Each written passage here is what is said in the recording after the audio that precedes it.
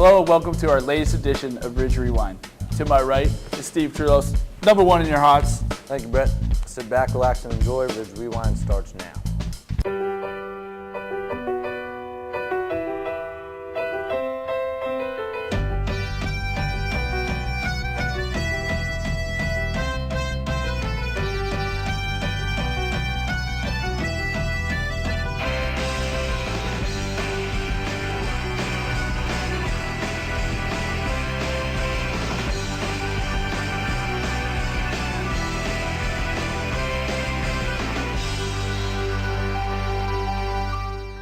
On April 14th, a group of Ridge seniors were a part of our first ever Mr. Ridge contest held in our new auditorium. Let's take a look. On Tuesday, April 14th, the first ever Mr. Ridge competition was held in the Performing Arts Center. 11 senior boys competed in talent, formal wear, and a question and answer session. They competed for free prom bids, an article in the Bernardsville News, a 6-foot-tall cutout of themselves, and the title of Mr. Ridge 2009. Ladies and gentlemen, and welcome to the first annual Mr. Ridge competition.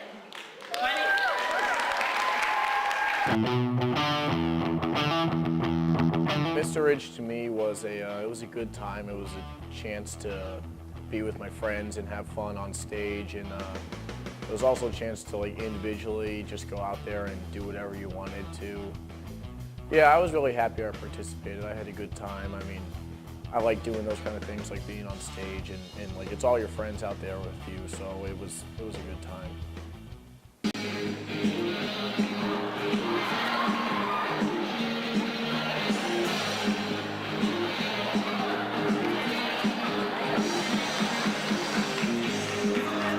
My Mr. Ridge experience went really well, actually. It was a lot of fun. All the contestants did great, and it was a really fun experience. I loved it. My 6-foot cutout is probably my favorite prize of all. Probably going to get ruined in the lobby, but it's going to be good to see, and hopefully I can get it home before it gets drawn on. I definitely encourage people to participate. I think a lot more people should do it, actually. I thought it was a really good show, and all the people who worked on it did a really good job. The first ever senior boy to receive a complimentary bid to the senior prom, an article in the Bernardsville News, a 6-foot-tall life-size cutout of themselves, and to be crowned as Mr. Ridge 2009 is Ryan Whalen.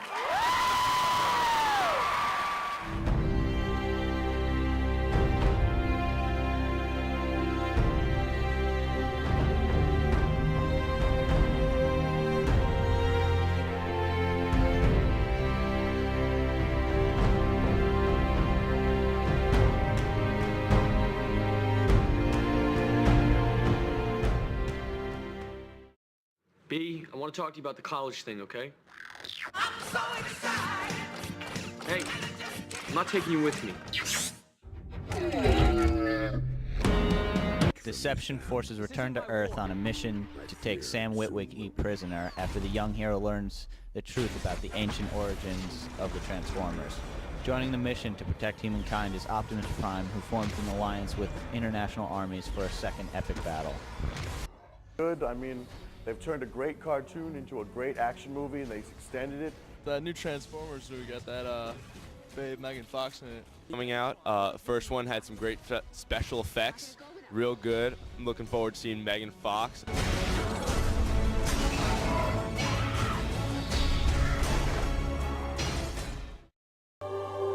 You are, of course, wondering why I brought you here tonight. Actually, sir, after all these years, I just sort of go with it. Take my arm. I think Harry Potter is going to be really cool because Harry Potter does a lot of cool things with his wand and stuff, and he shoots some fire sometimes. And sometimes he likes to make things happen with his wand. And he's Harry Potter, so he can do pretty much whatever he wants. As Harry Potter begins his 6th year at Hogwarts School of Witchcraft and Wizardry, he discovers an old book marked mysteriously. This book is the property of the Half-Blood Prince, and begins to learn more about Lord Voldemort's dark past. He exposed one of the greatest cover-ups in human history.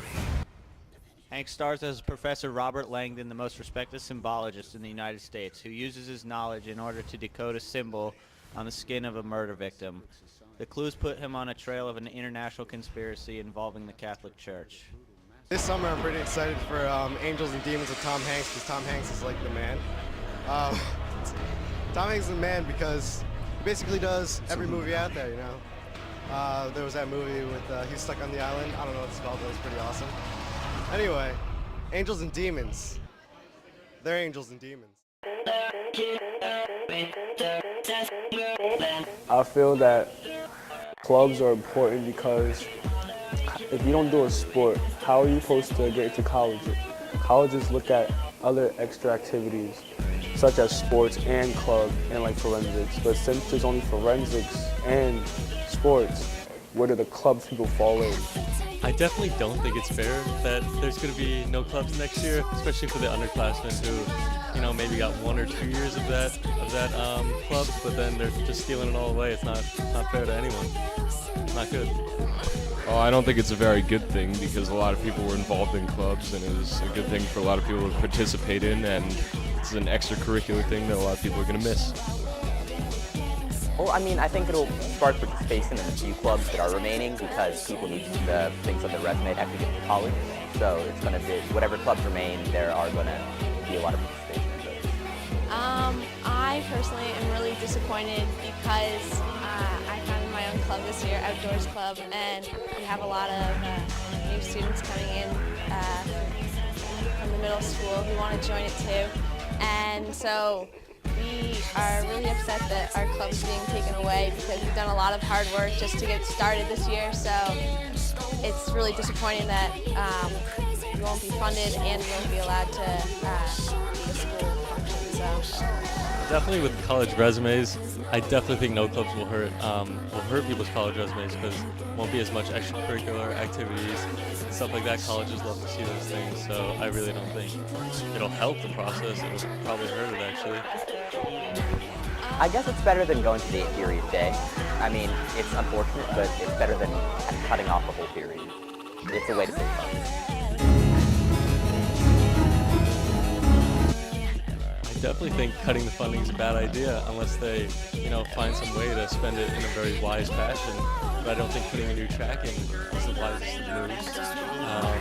So yeah, unless they come up with a good way to use money, I don't think it's a good idea. Don't take away the clubs, please. What is on your iPod? We ran into some fellow students and found out what they jammed to. Fat boys are back, and you know they can never be whack. The fat boys are back. I got a variety: Biggie Smalls, Bob Marley, classic stuff, Aerosmith, Beatles. What is on SS4's iPod? Lots of country. Pat Green, Brad Paisley, Kenny. Well, I pretty much have everything from Smash Mouth to, you know, Young Jeezy. Got a lot of AC/DC on my iPod. Some other stuff. I don't know. Most of my iPod though consists of one musical group, Wu-Tang Clan. Wu-Tang, Wu-Tang, Wu-Tang. Alright, well I got my own selection of classic rock as consisting of CCR and Rolling Stones. I also have old school rap. I got Big L on there, Biggie, Tupac, Big Pun, all that kind of stuff. Just about everything on my iPod. Young Jeezy, Lil Wayne, Ludacris, I don't know, anything really. Techno, DJ Tiesto, I don't know. That's it. On my iPod, I got a lot of metal, a lot of Mastodon, Lamb of God, Opeth, stuff like that. I wrestled the bear once. I set my friends on fire. Attack, Color of Violence, Day to Remember, The Devil Wears Prada. I have various artists ranging from Lil Wayne to AC/DC. But on occasion, I like some country, a little Kenny Chesney, a little Brad Paisley. But I have to say, I have to go to my man, Lil Wayne, some Young Jeezy, and that's about it.